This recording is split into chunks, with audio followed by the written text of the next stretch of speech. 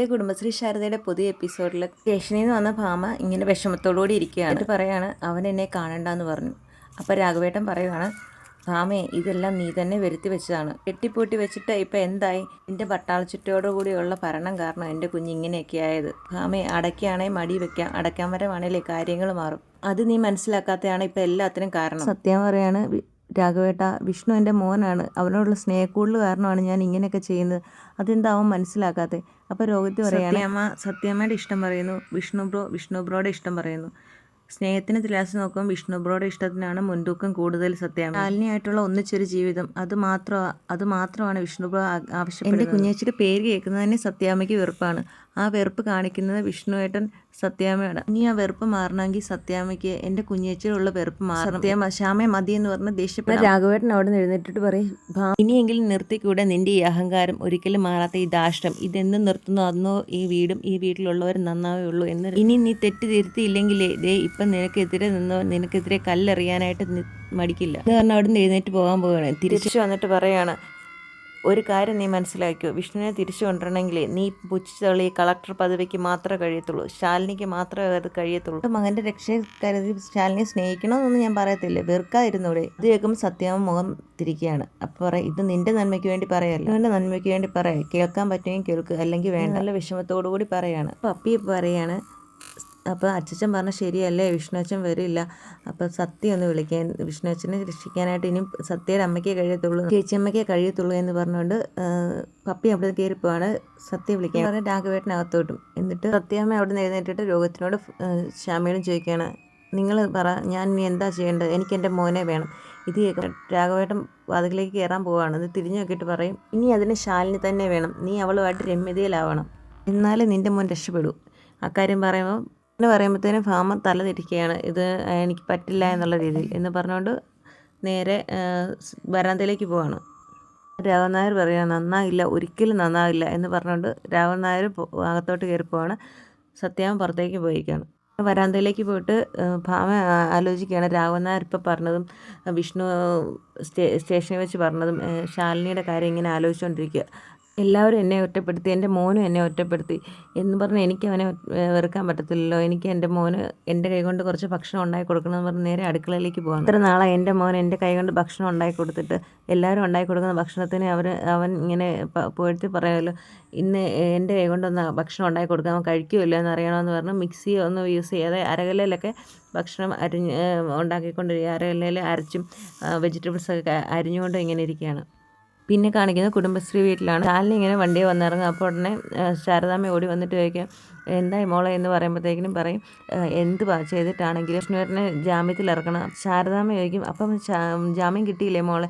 പറയും, ഇല്ലമ്മേ, ചന്ദ്രബോസ് അയാളുടെ ഗുണ്ടായുസം കാണിക്കുക, ഇത് വെച്ചേക്കുന്ന അതേ രീതിയിലാണ് പക അയാൾക്ക് എന്നോടും സത്യാമ്മയോടും വിഷ്ണുവേട്ടനോടും എല്ലാം.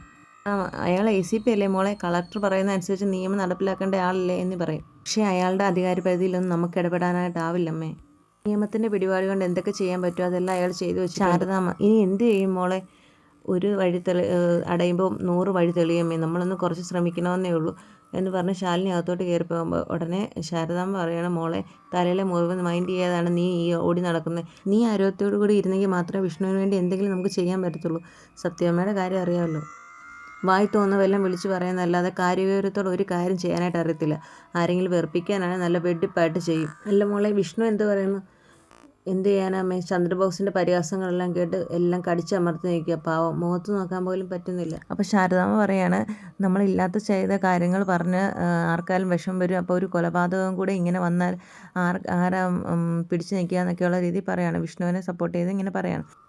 അപ്പോൾ പറയും, മോളിങ്ങനെ ഓടുന്ന കാണുമ്പോൾ എൻ്റെ പഴയ കാര്യങ്ങളൊക്കെ ഞാൻ ഓർത്ത് വരുന്നത്, ആരും ഇല്ലാതെ ഇങ്ങനെ ഒറ്റയ്ക്ക് ഓടുന്ന കാര്യം പറയുമ്പോഴേക്കും പറയും, അമ്മയെ, അച്ഛനാണെങ്കിൽ ജയിലിലൊന്നും അല്ലായിരുന്നല്ലോ, ഇതിപ്പം വിഷ്ണുവേട്ടൻ ജയിലിലല്ലേ എന്നൊക്കെ പറഞ്ഞ് എങ്ങനെയായാലും അമ്മയുടെ ഒരു ഇതിൽ വെച്ചാൽ ഞാൻ എല്ലാം ഓർത്ത് ഇതാക്കുന്നതെന്നുള്ള രീതിയിലൊക്കെ ശാലിനി പറയുകയാണ്. എന്നിട്ട് ശാലിനി പോയി വിഷ്ണുവുള്ള ഭക്ഷണം ഉണ്ടാക്കി പാത്രത്തിലെടുത്തുകൊണ്ട് പോകാൻ പോവുകയാണ്. ഭാമയാണെങ്കിൽ അവിടെ ഭക്ഷണം ഉണ്ടാക്കിക്കൊണ്ടിരിക്കുകയാണ്.